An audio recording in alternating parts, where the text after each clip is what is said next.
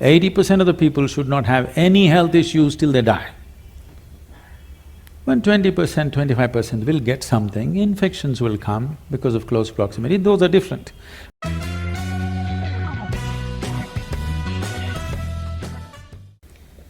Sadhguru, but the great work done by all the senior cardiac surgeons, cardiologists and all the good doctors of this country, heart care has attained it has got a lot of confidence from the people. It's very interesting, Sadhguru, when I started my career 25 years ago, I left England 25 years ago, I started in Calcutta. If I told a patient then… Lot of heartbreak there.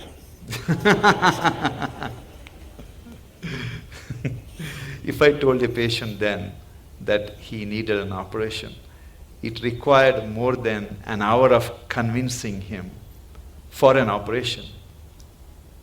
But today, I face a different problem. You're standing in a line. Today, Sadhguru, when I tell a patient, after seeing all the reports, that you do not need an operation, I have to spend 1 hour to convince him why he doesn't need operation. Everyone wants heart operation, Sadhguru. Is it for romantic reasons or…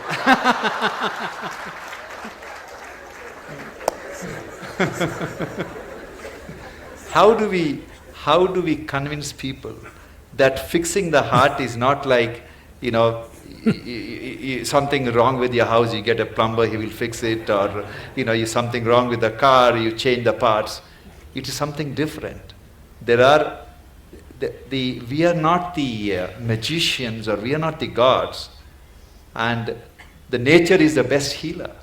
And cardiac surgery is only a 50-year-old phenomena. People have lived for I think centuries. They have also realized it's a dumb pot. It's a big dilemma for all of us, Sadhguru. Today, people want something to be done on their body all the time. Yes. If not heart, many other parts of the body. Yes, as I said, probably in another 50 years, 50% of the population will be going through these surgeries, which is not health, which is medical industry, but not health. If health has to happen, a culture of health has to come in. Not healthcare systems, not hospitals, not more doctors, not more surgeries, but a culture of health has to evolve. Right now, world is in a way of imitating everything that America does.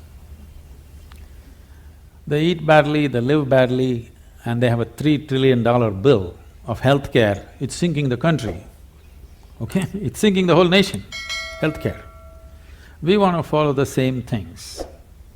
We want to dress like them, we want to eat like them, we want to live like them, and we want to get unhealthy like them, but our country cannot spend $3 trillion on you for sure, we'll let you die. Yes.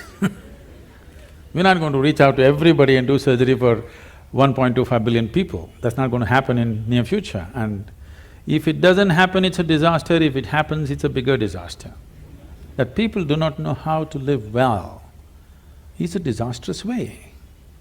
That I would say 70% of the ailments on this planet can be just handled with better sense of living, eating, atmosphere. If you manage, 70% will be gone. You can achieve this in 12 to 15 years of time on the planet if a determined effort is made by the people, by the policy and by everybody concerned, particularly the hospitals. They can do a lot. Because when they're sick, they listen, Otherwise they don't. When they're well, they don't listen. When they're sick, they will listen. They have years, more years than 2 when they're sick. That's the time to talk to them as to how to live better. These things are not new to us, these are very strongly rooted in our cultural milieu, but we are throwing it away for something which will bring us a lot of trouble. For immediate attention, for immediate intervention, of course, medical intervention is primary and it's most vital, there's no question about that. But long-term health will not happen because of medical sciences as we know it. Long-term health of a society or a nation or the planet will not happen that way. We have to bring a culture of health. What is the way to live, what is the way to eat, how to keep our body, how to keep our mind, how to keep our breath, how to keep the atmosphere around us.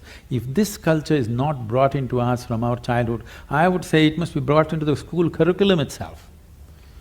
It must be brought in, healthful ways of living, because if you do not build healthy people, you're going to have educated and sick people and you're going to build a nation or a world out of it.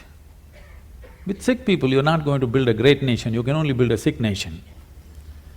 And that is happening across the world.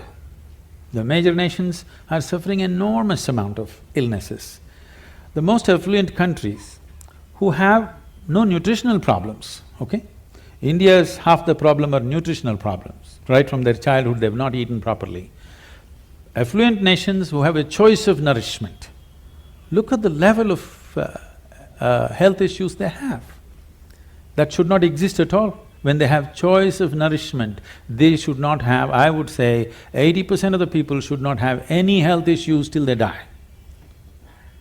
When 20%, 25% will get something, infections will come because of close proximity, those are different. But these are all on self-help. People are on self-help to create ailments for themselves. This can be 100% taken away if we establish a culture of health, for which I think not just medical professionals, people from various other areas have to work together to make this happen. I don't see any major synergy like that right now. Small efforts are happening here and there, but that's not enough. It's good, but it's not enough.